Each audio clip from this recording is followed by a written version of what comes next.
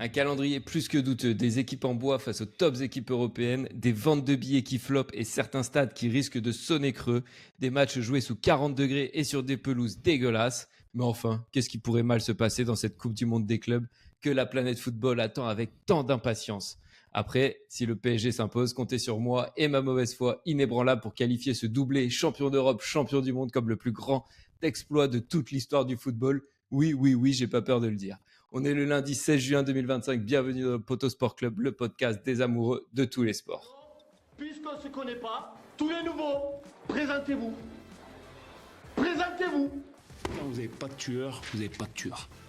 Et comme dirait mon pote Antoine Mendy, d'un dauphin, t'en fais pas un requin. Voilà. Oh. Elle nous casse les couilles là. Et marrant lui. T'es champion du monde de la connerie toi.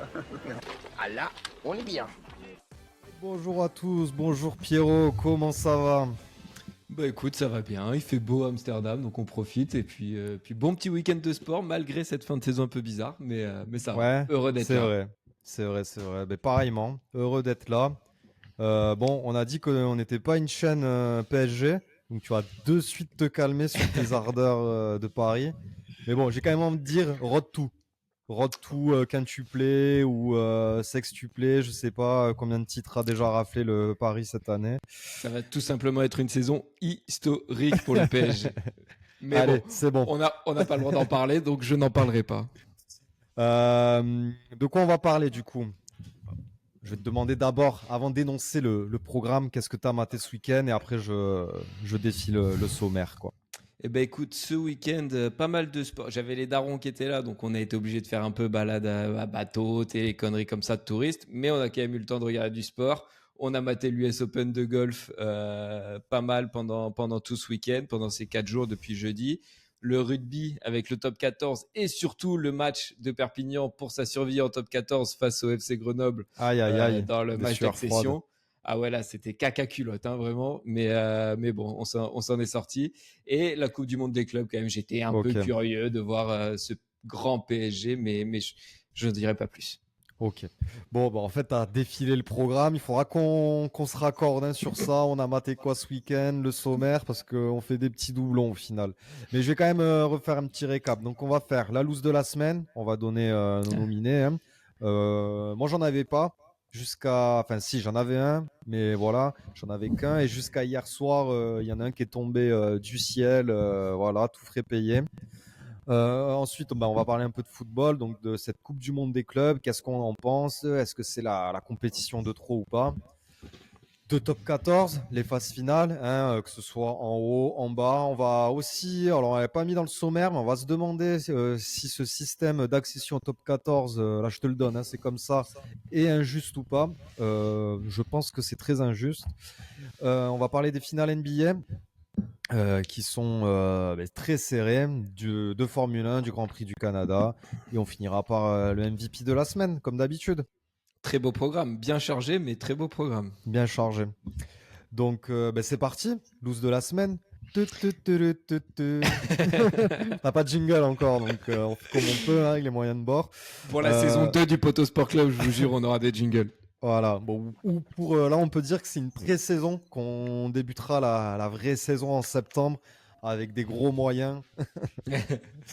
Une grosse équipe de prod. Voilà, on a notre équipe de prod. Putain, mais tu les as, on les a nos jingles en fait.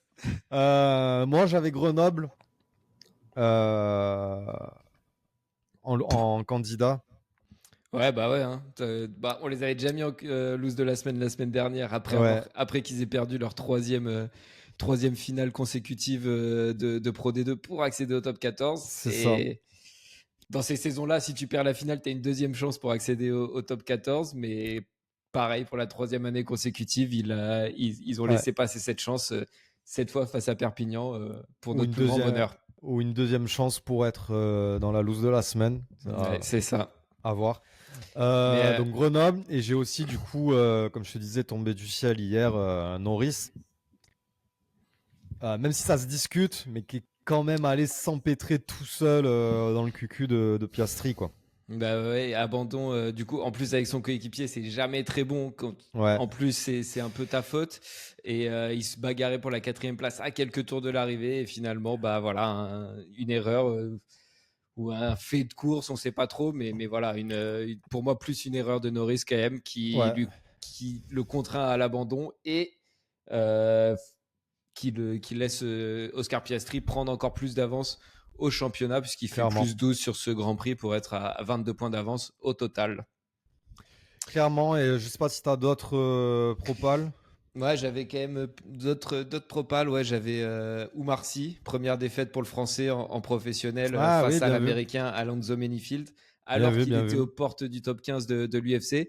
Et j'ai trouvé un mauvais combat, honnêtement. Pas le Oumar Sy qu'on connaît, qui est le plus gros espoir du MMA français, peut-être. Même Taylor Lapillus disait qu'il voilà, frustrant parce qu'il n'est pas la sensation qu'il est allé au bout de lui-même. Donc voilà, c'est un petit coup d'arrêt pour Oumar Sy. Donc voilà, je voulais le proposer en loose de la semaine. J'ai aussi, alors là, c'est une meuf un peu plus obscure, un peu moins dans la spotlight, on va dire, mais Ekaterina Alexandrova, joueuse de tennis russe qui a eu 11 balles de match en demi-finale du tournoi de Sertogenbosch. Remporte le premier set 6-2 face à une Belge. Se procure ensuite 11 balles de match dans le deuxième set, mais elle perd le set 9-7 au tie-break avant de bien évidemment s'incliner dans la troisième manche 6-4. Et Auckland City en dernière proposition qui prend quand même 10-0 contre le Bayern en Coupe du Monde. Ah oui. Seul club amateur de la compétition. Voilà, c'est la Nouvelle-Zélande qui n'a pas de ligue professionnelle. On ne sait pas trop pourquoi ils sont là. Ils sont dans une confédération avec la ligue, dans la ligue océanienne. Donc, c'est en gros les îles Fidji, les îles Tonga. Et voilà, donc pas trop de concurrence. Et c'est pour ça qu'ils sont arrivés là. C'est pas leur priorité le football là-bas, quoi. Non, clairement pas. Dans cette zone du monde, c'est pas le sport numéro 1, clairement. Et ça s'est vu hier avec le 10-0 du Bayern. Ok, bon, moi je te propose qu'on mette pas Grenoble déjà, les pauvres. Ouais, on les a déjà mis la semaine dernière. Voilà, je pense ils doivent assez souffrir. La joueuse de tennis, ouais, c'est pas mal. C'est pas la jeune qui avait fait sensation il y a quelques temps là, qu'on avait déjà mise. Non, c'est pas elle. Hein. Non, ça c'est celle qui a perdu contre Loïs Boisson en quart de finale à Roland, mais elle, non, elle est 20e mondiale, quelque chose comme ça, et ouais, 11 balles de match, je crois que c'est un record qui s'était pas arrivé depuis 2002 ou 2003, un truc comme ça. Donc pour moi, c'est quand même un beau symbole de la loose de la semaine, quoi. Ouais, clairement. Pourquoi pas moi j'étais plus sur Norris, mais avec les propals que tu m'as donné, pourquoi pas, surtout que Norris c'était pas pour la victoire. Après il va prendre du retard au championnat du monde. Bon, je sais pas trop quoi en penser. Je te laisse décider, écoute. Tu me laisses décider? Ouais, je te laisse décider. J'ai quand même envie de dire qu'un accident en Formule 1, c'est quand même plus fréquent que de perdre un match avec 11 balles de match. Donc je vais partir sur Alexandrova, la joueuse de tennis russe. Ça me va. Mais bon, c'est ce qu'il avait dit, Norris. Il a dit, je sais pas. Non, attends, c'est quoi qu'il a dit? Je sais pas si on aura un accident ou un truc comme ça, mais la question est de savoir quand est-ce qu'on aura un accident entre nous. Eh ouais. Bah après, moi je préfère ça qu'il les laisse se bagarrer plutôt que. Bien sûr. Bah après, ouais, c'est sûr on en parle tout à l'heure. Du coup, on va passer au premier sujet, hein, le football. Donc, j'ai pas de jingle là. Tu veux que j'en fasse un quand même? Vas-y, fais un jingle. Ouais, non, laisse tomber. Il y a rien qui est venu là. Il y a rien qui est venu. Coupe du monde des clubs. Est-ce la compétition de trop? Oui, non, peut-être. On verra. Qu'en penses-tu, mon cher ami Pierre? Je suis plus dans le on verra parce que alors je pense que oui, c'est la compétition. Il y a des points négatifs qui sont évidents, je pense, mais il y a aussi des petits trucs qui attisent ma curiosité, qui me donnent un peu envie de regarder, tu vois.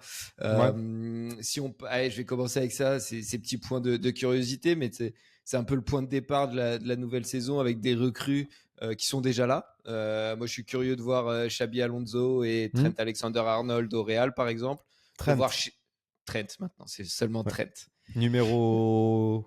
Mince, je sais plus quel numéro il a pris. Mais vu qu'il n'y a plus aucun numéro disponible au Real et qu'en Espagne, tu es obligé de prendre un numéro entre le 0 et le 25 en Liga, il a dû changer son numéro aussi, qui était le 66, il me semble. Je crois qu'il a pris le 12 ou un truc comme ça, je sais plus. Et ça sera Trent, c'est plus bankable. Ouais, Oui, et c'est peut-être que les Espagnols galéraient à dire Alexander-Arnold aussi. c'est possible aussi. Ouais. Même Cherki à City, dans le City de Guardiola, j'ai bien envie de voir ce que ça va donner. Ouais, carrément. Donc voilà, moi je trouve qu'il y a quand même des trucs intéressants. J'ai envie de voir un peu le niveau des équipes sud-américaines, si c'est bon ou alors si c'est éclaté. Ça, j'avoue que c'est intéressant de voir, parce qu'avant, jusqu'à présent, on voyait sur la finale de la Super Coupe, c'est ça? Entre le gagnant de la Ligue des Champions et le gagnant de la Copa América, on n'avait qu'un match. C'était pas vraiment représentatif de la différence de niveau ou de la confrontation qu'on pouvait avoir, tu vois. Ouais, donc ouais, je suis d'accord. Et ouais, il y avait la Coupe du Monde des clubs, mais c'était un truc un peu sur 2 matchs enfin, pendant la trêve hivernale, donc un peu bâtard quoi. Là, je pense qu'on va vraiment voir les grosses équipes. Les équipes européennes ont l'air de mettre leurs équipes type, donc voilà, ils vont la jouer à fond. Et le fait que ça soit tous les 4 ans, je pense que c'est bien. Que ça va créer un petit événement pour les prochaines quand ils auront appris un peu de leurs erreurs sur celle-ci. Ouais. Donc voilà pour les points un peu de curiosité. Après, je pense que les points négatifs sont assez évidents. Hein. Je regardais la vidéo de Willou sur cette compétition là hier, et ça tombe un peu comme un cheveu sur la soupe quoi cette compète. 2 semaines après la Ligue des Ouais. Champions, une semaine après la Ligue des Nations, c'est un peu. Du coup, c'est le coup d'envoi de la nouvelle saison parce que tu as déjà des recrues qui sont là, mais en même temps, le mercato est pas fini. C'est 2 semaines après la Ligue des Champions. Donc voilà, je trouve ça un peu ouais, encore une compétition un peu bâtarde. Après, à voir dans les prochaines années si dans 4 ans, ils arrivent à organiser ça mieux et à mieux le tourner. Et puis, tu as quand même l'impression que tu as c'est pour le cash en grande priorité. Quand tu vois qu'ils mettent le match du PSG hier, bon, moi j'étais très content, c'était à 21h, mais Ouais. qu'ils le programment à midi à Los Angeles sous 40 degrés. Voilà, c'était clairement pas pour favoriser le spectacle, on va dire. Donc Après, voilà.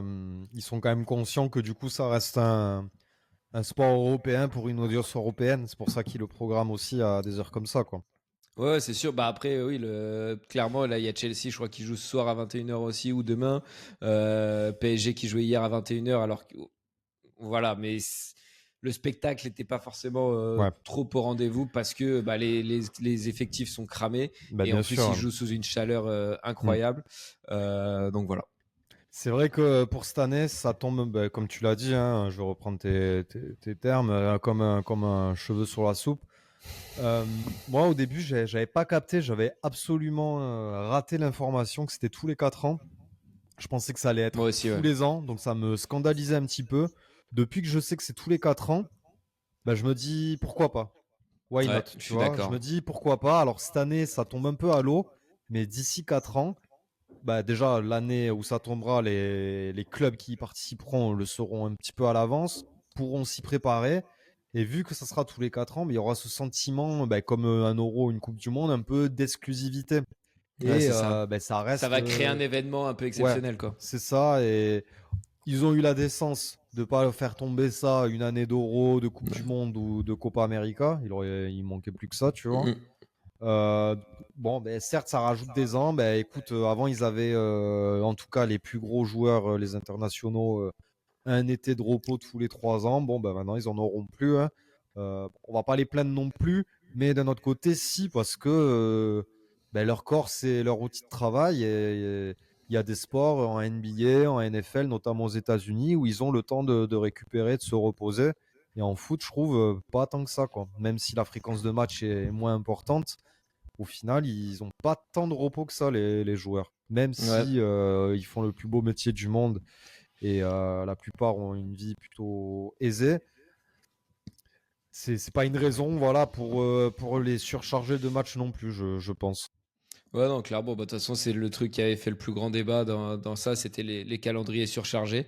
Et je crois que c'est Mbappé qui en parlait, qui disait, ouais, je suis envieux des joueurs NBA. Certes, ils ont une grosse densité de matchs pendant la saison, Mm. mais après, ils ont 3-4 mois de repos, tu Bah vois. ouais, Parce que clairement. les joueurs de foot, vraiment, si tu vas au bout dans toutes les compétitions, tu as une semaine ou deux par an, donc ça devient vraiment chaud.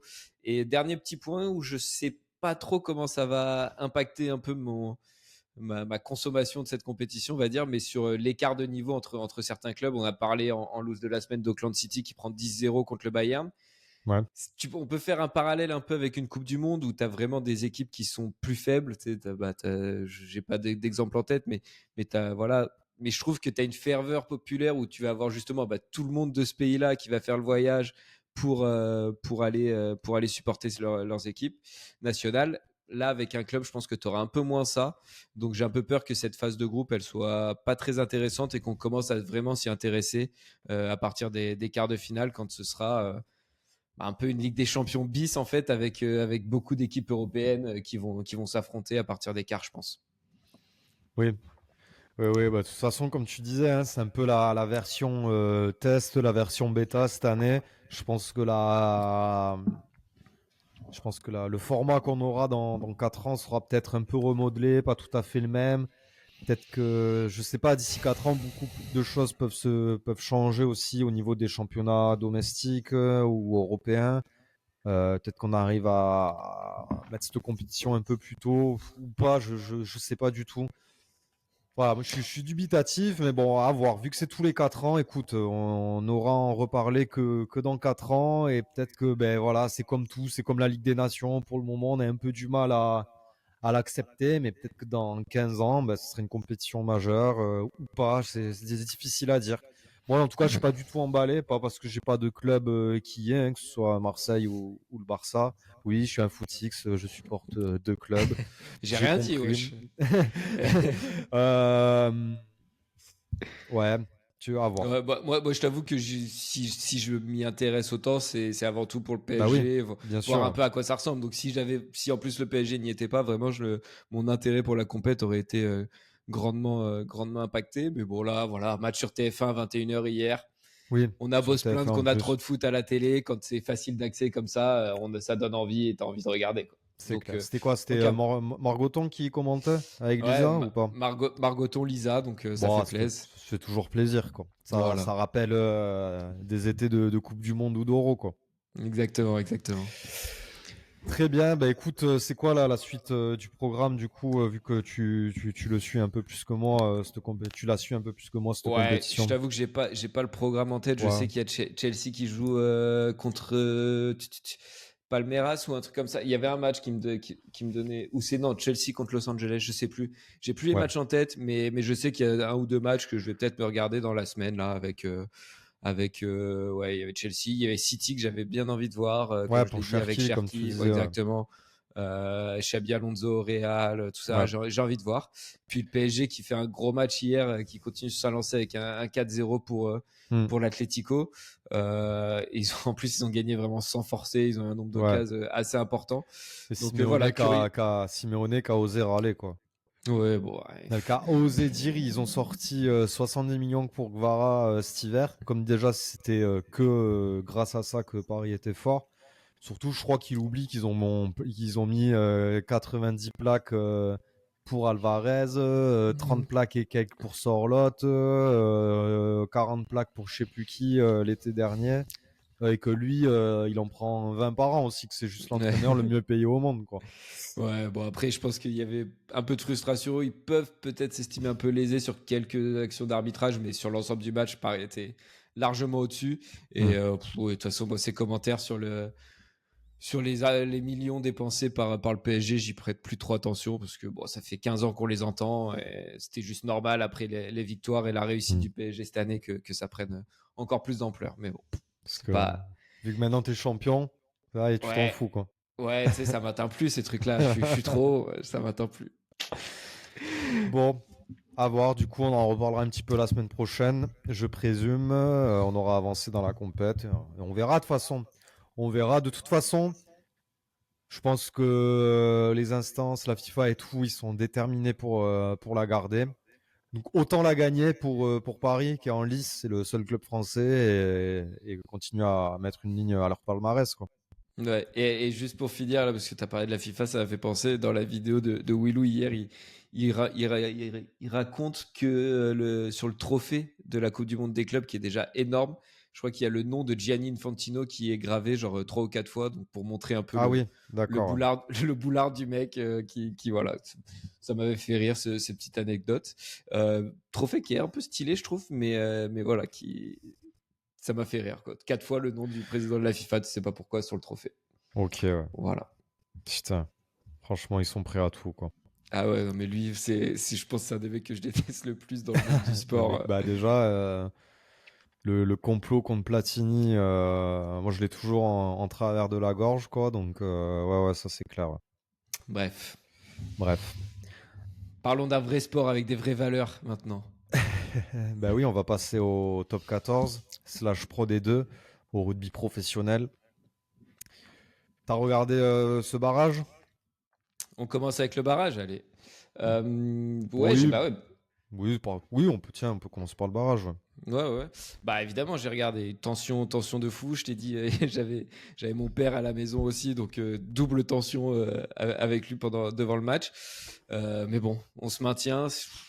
J'ai presque envie de dire que c'est pas mérité. Enfin, cette saison, elle était catastrophique pour l'USAP entre les blessures, enfin, ça a été très dur pour l'équipe. Et au final, petite récompense, c'est que voilà, ils se maintiennent au terme d'un match sans rythme, haché. Tu sentais qu'il y avait des erreurs des deux côtés un peu. C'était voilà, beaucoup de peur au final dans ce match pour la survie en top 14.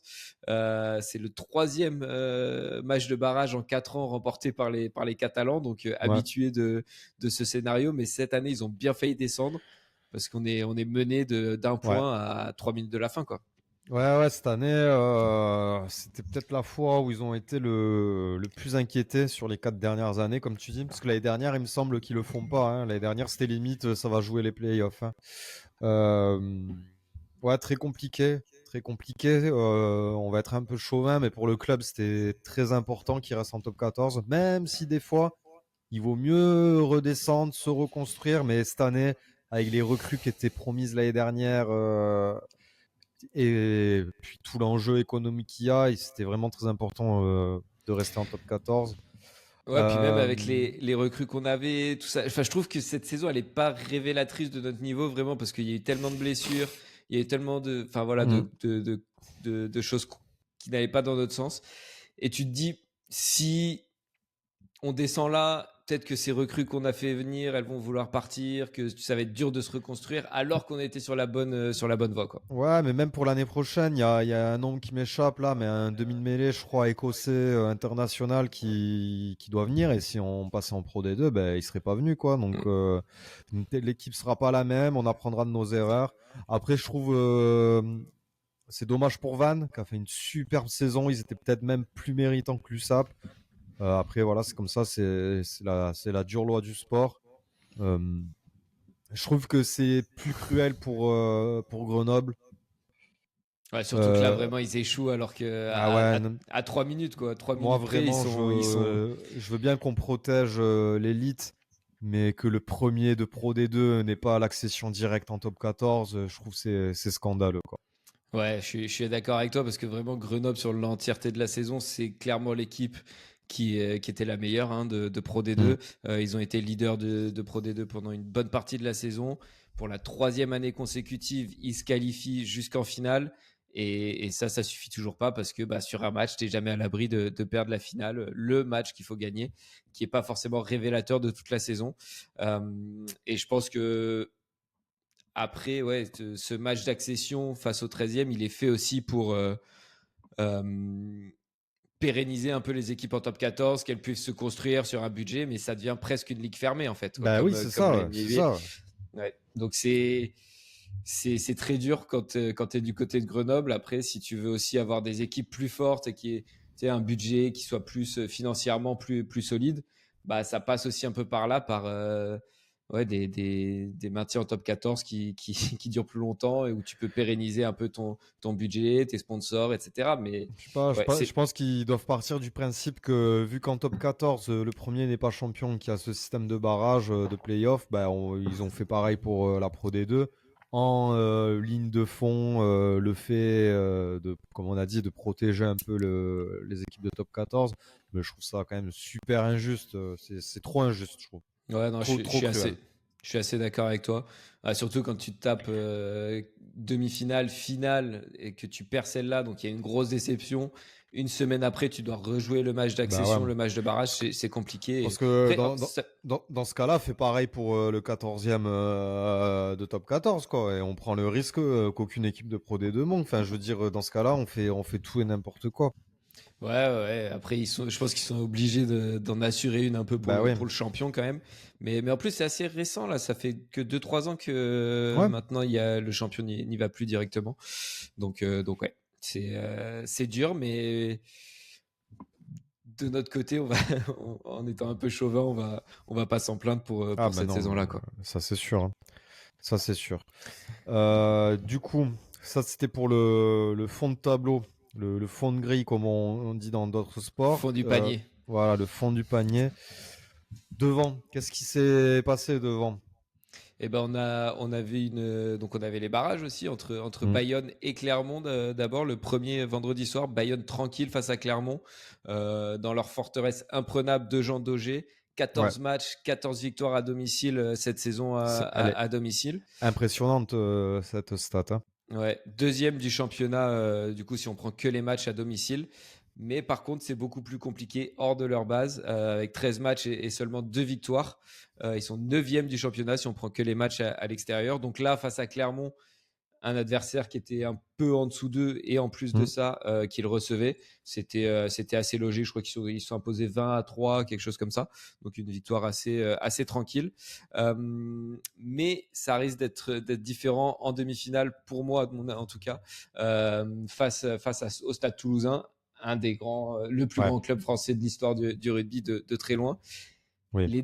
Sur le dernier match entre ces deux équipes, les Bayonnais ont pris une valise 41-6 à l'extérieur. Donc, avec toutes les blessures, avant toutes les blessures et les petits soucis de Toulouse, notamment avec la blessure d'Antoine Dupont, de Peato Movaca ou Mm. de Ange Capuozzo là plus récemment.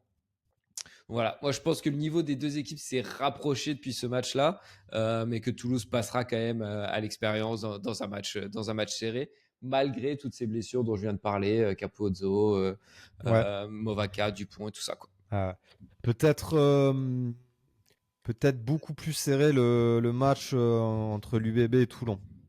Ouais, ouais, ouais, je pense que ça va être serré. Après, Toulon également plutôt facile face à Castres Oui, dans ce barrage 52-23. Première mi-temps un peu accroché, mais dans l'ensemble assez facile.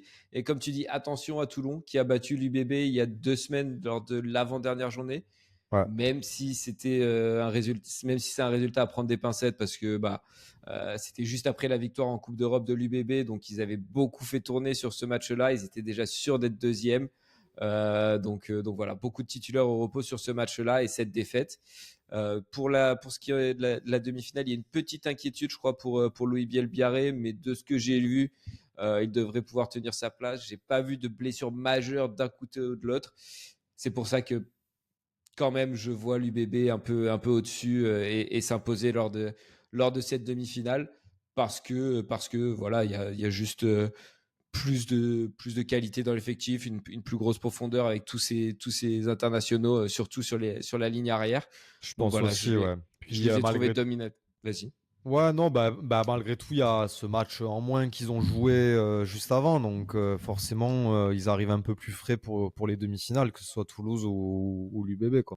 Ouais, clairement, ils ont même fait un petit stage là de 3-4 Ouais. jours pour vraiment se remettre, bien se reconcentrer avant leur demi-finale. Donc ouais, je pense que honnêtement, on aura droit à notre revanche de la Mhm. finale de l'an dernier entre Bordeaux-Bègles et Toulouse. Je pense aussi, et ouais, à ce niveau-là de la compétition, c'est-à-dire en fin de saison, et dans ce genre de sport, du coup, le rugby, là, tu perds pas de rythme à pas jouer pendant une semaine, bien au contraire, tu te régénères et tu reviens encore plus fort, je pense. Ouais, de ouf. Et dernière petite chose que j'ai oublié sur Toulouse-Bayonne, mais Toulouse qui devrait aussi récupérer Blair Kinghorn, l'Écossais, qui est un joueur phénoménal à l'arrière, je galère, à l'arrière ou sur l'aile. Mais voilà, pour compenser déjà la blessure de Capozzo qui s'est blessé à la dernière journée, c'est un retour qui va être très important, je pense, pour Toulouse. Donc voilà. Toulouse, Bordeaux-Bègles, c'est mon prono pour cette finale du top 14. Bah, pareil. Prends pas trop de risques, je pense. Pas beaucoup de. Comment on dit? On est souvent d'accord, malheureusement, mais voilà, parce que. Parce qu'on écoute, connaît trop bien le sport, mec. c'est tout. Voilà, c'est ça. Ouais. Non, après, on pourrait des fois se dire, ouais, tiens, fais exprès de ne pas être d'accord, mais bon, on va pas se mentir à nous-mêmes non plus, quoi. Bah non, c'est pas notre genre. Voilà. Bon, je crois qu'on a fait le tour sur le rugby. Très intéressant ces demi-finales. Je pense que je les regarderai. Ouais, moi, il y a Très de grandes chances certainement. aussi. Ouais. Et la finale, évidemment. C'est toujours un bel événement de sport en France. Ouais, je C'est suis où vraiment cette hypé. année? C'est au Stade de France, au VL, à Barcelone? Non, c'est pas à Barcelone, je pense. Non, Je t'avoue, alors j'ai pas regardé. je sais que les demi-finales sont à Lyon, au Groupama Stadium, et j'imagine que la finale sera au Stade de France. En Ouais. général, c'est là-bas. Elle avait été délocalisée l'an dernier, je pense, mais à cause des JO. Là, j'imagine que c'est au Stade de France, mais j'ai pas regardé, j'ai pas l'info exacte. Ouais. Ok.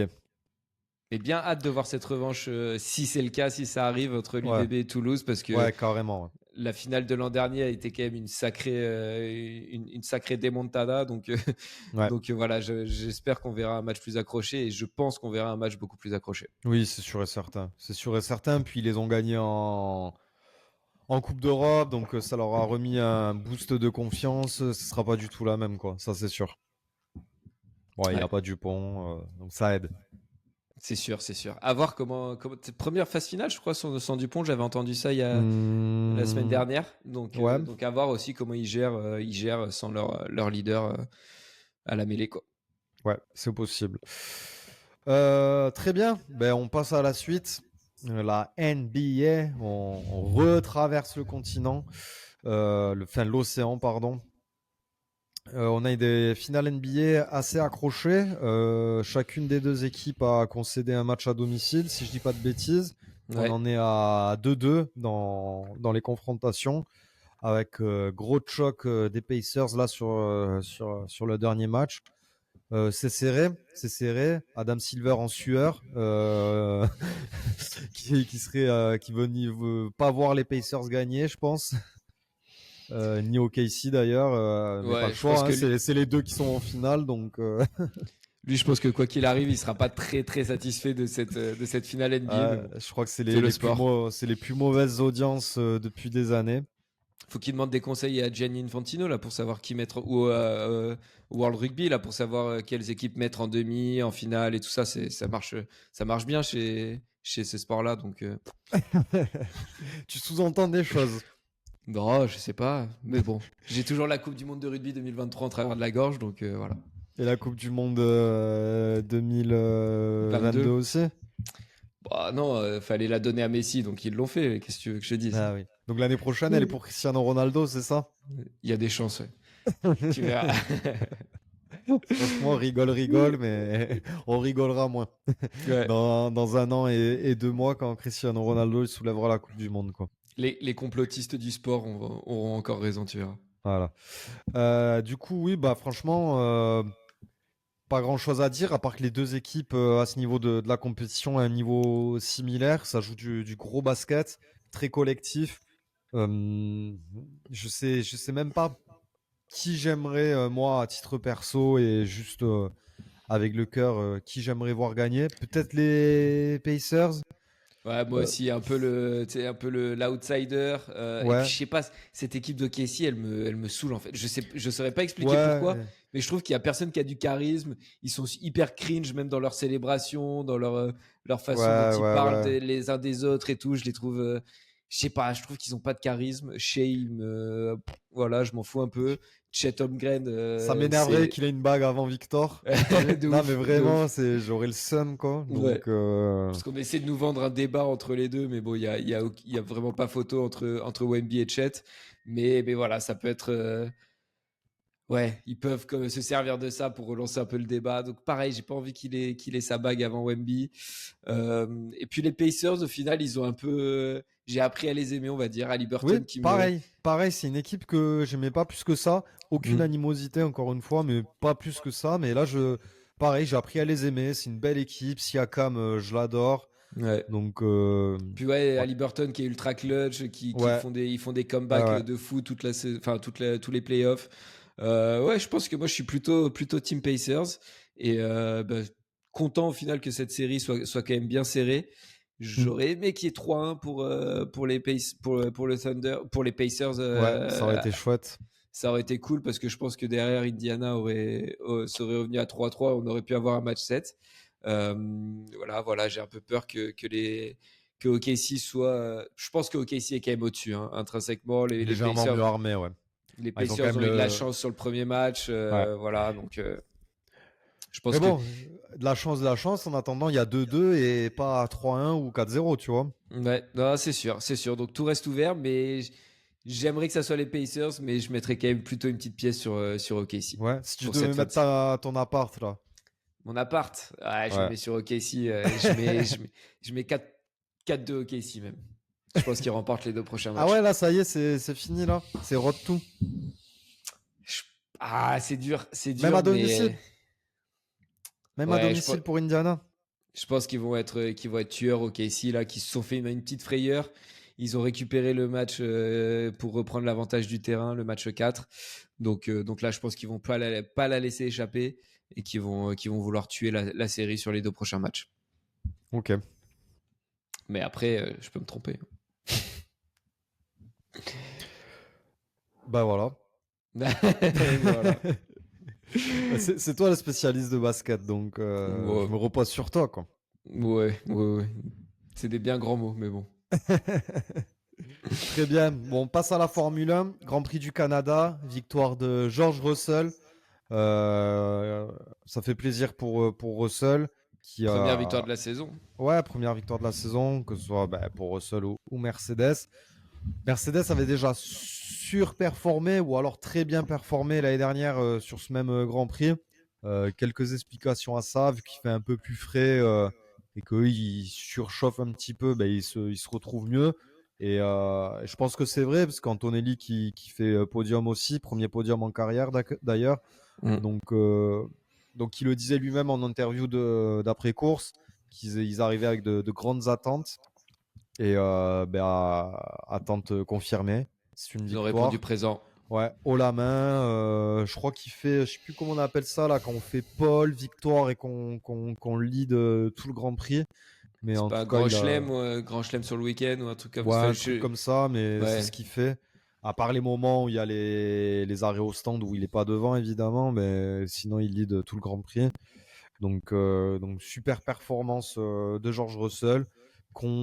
C'est un pilote moi que j'aime autant que je déteste. Il y a des week-ends je le déteste, il y a des week-ends que je l'aime trop. Donc voilà. Qu'est-ce que t'en as passé de ce Grand Prix? Je sais pas si tu l'as regardé. Non, j'ai pas pu le regarder. C'était à plus ou moins en même temps que le match de Paris. Et puis voilà, j'avais regardé beaucoup de sport, donc Ouais. j'avais besoin de faire une petite pause. Mais j'ai pas pu le regarder. Et ouais, pareil, je suis content pour Mercedes. Hein, honnêtement, j'aime bien Russell. J'aime bien Antonelli. Donc voilà, qui se relance dans la course un peu à la victoire dans les grands prix. Je trouve ça cool. J'espère que ça va durer, mais comme tu l'as dit, surperforme souvent au Canada et je pense que c'était un peu la raison pour laquelle ils ont aussi bien performé ce week-end. Et ils reprennent la deuxième place du championnat constructeur à Ferrari, donc c'est voilà des points importants dans cette course à la deuxième place parce que le titre semble promis à McLaren. Voilà, mais après, encore une fois, j'ai pas vu le Grand Prix. C'était un Grand Prix assez ennuyeux à ce que j'ai entendu. Mais C'était pas le Grand Prix de l'année. Comme je te dis, Russell, il a survolé le Grand Prix. Il a pas été inquiété une seule fois. on attendait la dinguerie de Verstappen au premier virage et Non, ça n'a pas eu lieu au final. ils ont été cordiaux entre eux. Ils se sont serrés à la main à la fin du Grand Prix. Tu vois que aussi ces petites piques et ces petites guéguerres, des fois tu te dis quand même c'est un peu pour les médias plus qu'autre chose. Les mecs se C'est pour côtoient. Netflix. Ouais, pas pour Netflix, mais les mecs se côtoient toute l'année. Alors je te dis pas ils sont potes, Russell et Verstappen, je pense loin de là. Mais voilà, ils restent quand même collègues de travail. Ils sont 20 dans le monde à faire ça. Ils se voient toute l'année. Je pense qu'au final, même s'ils ils se sont lancés quelques piques il y a 2 semaines, ça a vite été oublié, tu vois.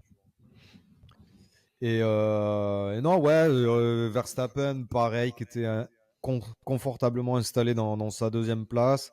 Il y avait, au final, le gros du Grand Prix s'est joué avec Piastri, Norris, Antonelli. Qu'est-ce qui va se passer? On a eu l'accident de Norris à 3 tours, 3-4 tours de l'arrivée. Et le podium d'Antonelli, ça fait plaisir, son premier podium. Donc voilà quoi. Sinon, rien de plus. Ouais, les Alpines, toujours, c'est pas ça. Euh, et voilà. Ah si, Ocon qui finit dans le top 10 quand même, côté Ouais, français, il me semble. Ocon qui finit 9ème, donc ça c'est plutôt cool. Qui finit dans les points. De toute façon, c'est un Grand Prix sur deux, hein. C'est soit fond de grille, soit ça finit dans les points. Donc ça dépend des circuits, du tracé, des conditions. Mais c'est déjà bien. De toute façon, c'est mieux que ce qu'il faisait avec Alpine. Donc je pense que lui, il doit être content d'avoir quitté Alpine, hein, dans tous les cas. Ouais, de ouf, de ouf. Puis voilà, en plus, chez As, c'est lui un peu le pilote numéro 1. Donc dans tous les cas, c'était mieux de quitter l'écurie où il était avant, quoi. Carrément, carrément. Mais Prochain Grand Prix, je sais pas quand c'est, prochain Grand Prix, mais je pense il me que semble que c'est c'est dans 2 semaines. Je crois qu'il n'y en a c'est- pas la semaine prochaine. J'ai pas c'est regardé. en Autriche, c'est la semaine prochaine, il me semble. En Ah, fait. ok. Ouais. Merde, comment il s'appelle ce circuit? Le Red Bull Ring. Ouais, Red Bull Ring, ouais. Qui est Ouais, pas Red mal, Bull. circuit court, euh, difficile de dépasser, mais quand même quelques possibilités, mais circuit court, quoi.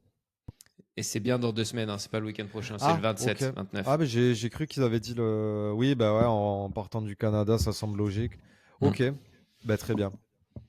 Voilà, mais Red Bull à domicile, à voir, il y aura les tribunes tout en orange vêtues, je pense. Ouais. Mais à voir Red Bull en Autriche à domicile. Ils ont, De toute façon, ils vont tout donner, hein. Tu vois, c'est comme pour Mercedes qui savait qu'au Canada, ils pouvaient faire quelque chose. Ils ont tout donné. Donc là, oui, je pense que Red Bull va arriver surchauffé à domicile, c'est sûr et certain. Ouais, et puis il n'y a pas une stat comme quoi, genre, Verstappen a gagné les 4 ou 5 derniers Grands Prix là-bas. Je crois qu'il y avait un truc où il était Bon, vraiment c'est fort probable. imbattable. Ouais. Peut-être que je me trompe, mais il me semble qu'il y avait un truc où il était vraiment très très chaud en Autriche. Mais on verra. Oui, bah c'est fort probable. Puis c'est un circuit qui correspond bien à la physionomie de Red Bull. Donc c'est pas impossible, oui, qu'il fasse la pole et qu'il gagne le Grand Prix. À voir. À voir. En tout cas, là, les McLaren étaient un peu moins bien.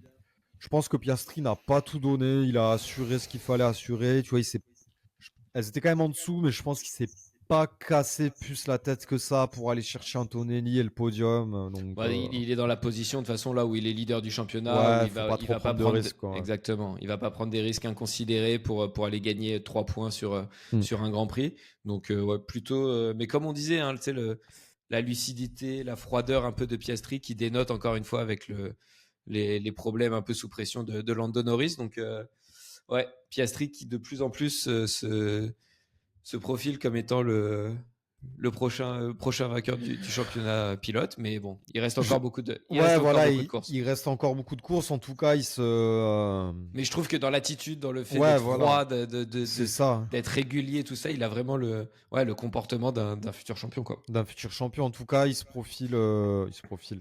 s'impose comme un pilote sur qui on peut compter les prochaines années, quoi. Ouais, carrément. On passe à la suite. Allez, Eh ben, la on suite, arrive. c'est tout simple, hein. On va élire le MVP de la semaine, qui a été le plus grand sportif au monde. Oui, on pèse nos mots, de la semaine dernière. Donc, plusieurs propals. Si tu veux, je commence. Allez, vas-y. Et après, tu me donnes. Donc, évidemment, tu l'avais mis en story. On a, je sais pas comment on prononce, Johan ou Juan, je sais pas. Johan. Ouais, j'imagine. Benjamin Gava, qui a décroché un titre de champion du monde, c'est ça, hein, en judo, Ouais. je précise. Bon, Qui est- j'en ai mis un, c'est plutôt pour la Attends, private joke. Ouais, juste quand même sur Gaba, ouais. pour révélation des JO de Paris l'été dernier où il avait décroché l'argent. Oui, Là, il oui. grimpe d'une marche pour décrocher l'or durant les mondiaux en Hongrie, je crois, à Budapest. Et c'est la première fois de sa carrière qu'il est champion du monde. En finale, il domine au Golden Score un Brésilien qui était aussi, lui, je crois, médaillé médaillé de bronze au JO. C'est le premier titre de la France dans la compétition et il a magnifiquement assumé son nouveau statut en fait. Parce que c'est devenu un cadre de la catégorie, personne ne le connaissait, personne ne l'attendait avant les JO l'an dernier. Et là maintenant, il confirme, il est champion du monde, il fait médaille de bronze, je crois, aux Europes fin 2024. Donc voilà, et son parcours était vraiment très très chaud parce qu'il a battu que des cadors en fait de sa catégorie. Donc voilà, vraiment très très solide performance de Johan Benjamin Gaba qui pour moi est le favori pour le titre de MVP de la semaine. Oui, je pense aussi, on va quand même finir d'énoncer. Du coup, j'avais mis, c'était une petite private joke, mais j'avais mis Arnaud Duplantis. J'ai été sûr, Armand Duplantis. Armand Duplantis, putain, j'ai écrit Armand en plus, pardon. Oui, mais à culpa, t'avais raison l'année dernière. Je me suis peut-être un petit peu emballé quand il a battu le record du monde au JO. Mais bon, c'était les JO, c'était symbolique, c'était beau quand même. Tu vois, il y avait une grosse ambiance, c'était un beau moment de sport.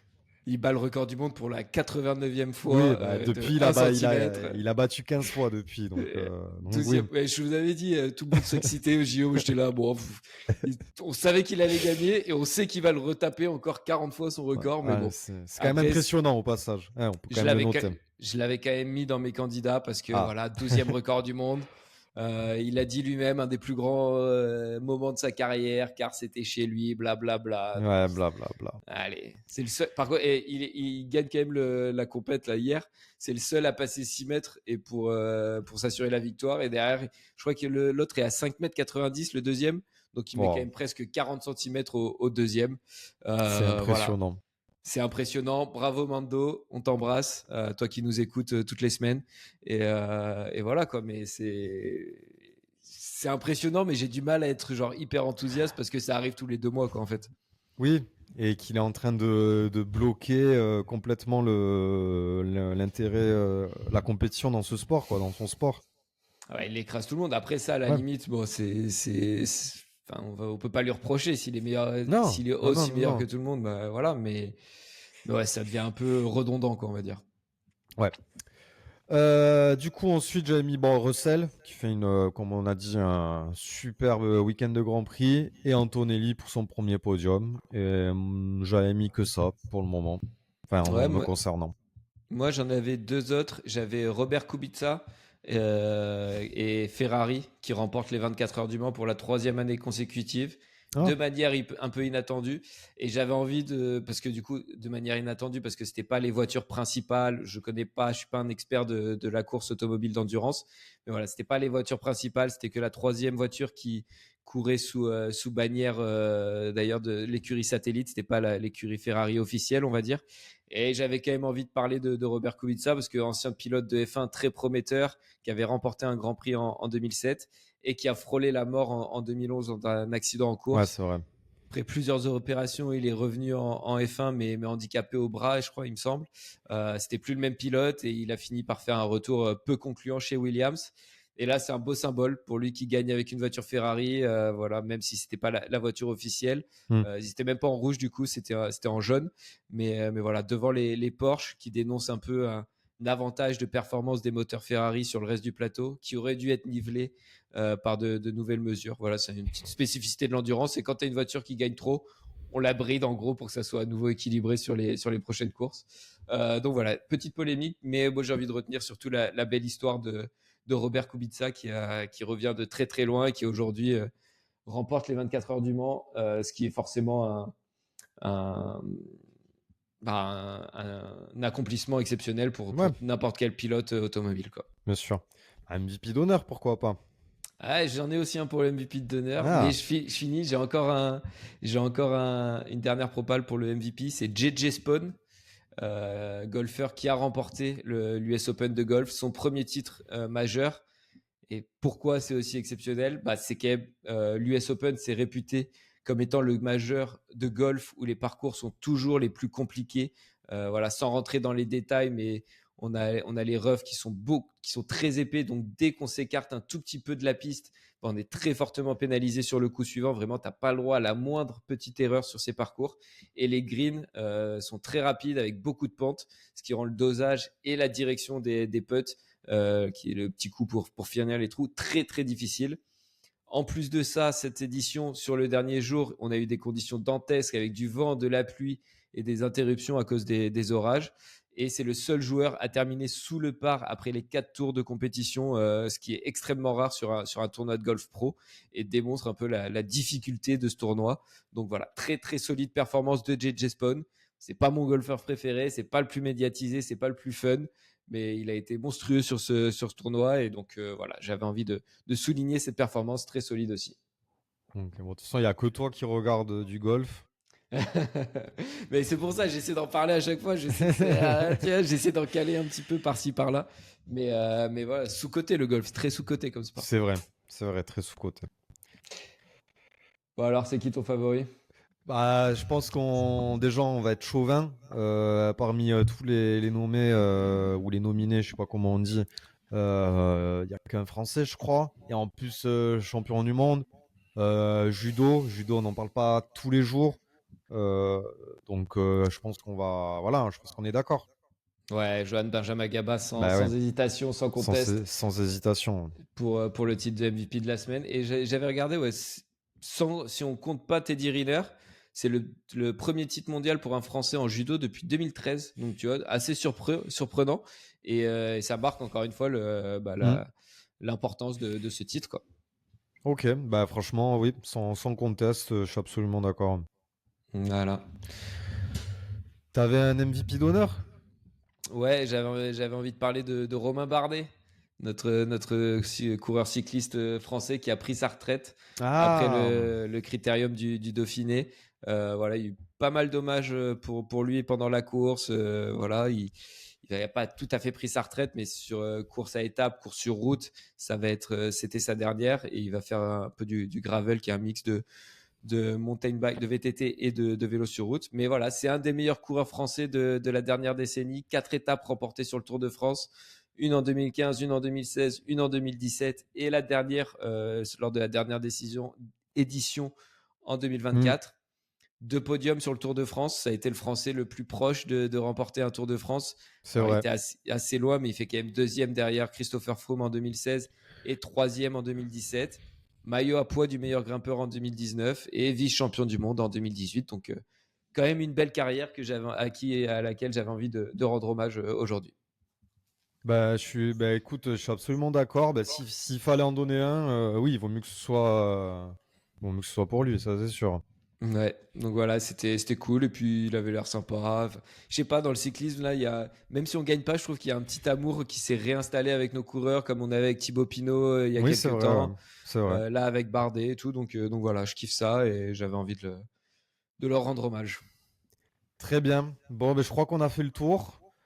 Quelque chose à dire de plus? Oui, qu'est-ce qu'on va mater ce week-end, cette semaine? Je t'avoue que j'ai même pas trop réfléchi à ça là. Il y a beaucoup trop de sport en ce moment. J'ai pas trop réfléchi. Je vais regarder des matchs par-ci par-là de la Coupe du Monde des clubs. C'est gratuit sur DAZN et quelques matchs sur TF1, donc on va pas s'en priver. Mais ouais, j'ai pas de. Non, je sais pas trop là. T'as des trucs toi? Ouais, non plus. Mais tu sais que moi, un peu au feeling, hein, toujours. Cette rubrique, j'avoue, je la taffe pas trop, quoi. Ça marche. Je te laisse conclure. Eh ben, merci mon Johnny. C'était encore une fois un plaisir. Épisode un poil plus court que les derniers. Ça revient en dessous d'une heure, donc c'est pas plus mal. Ouais. Toujours un plaisir de discuter sport avec toi. Et puis on va quand même regarder évidemment les demi-finales de Top 14. Week-end prochain qu'on débriefera avec plaisir et en détail la semaine prochaine. Ça marche, on fait ça. Ciao l'équipe. Ciao l'équipe. Alors, puisqu'on ne se connaît pas, tous les nouveaux, présentez-vous. Présentez-vous. Quand vous n'avez pas de tueur, vous n'avez pas de tueur. Et comme dirait mon pote Antoine Mendy, d'un dauphin, t'en fais pas un requin. Voilà. Oh. Allez nous casser les couilles là! Il est marrant, lui. T'es champion du monde de la connerie, toi. Ah là, on est bien.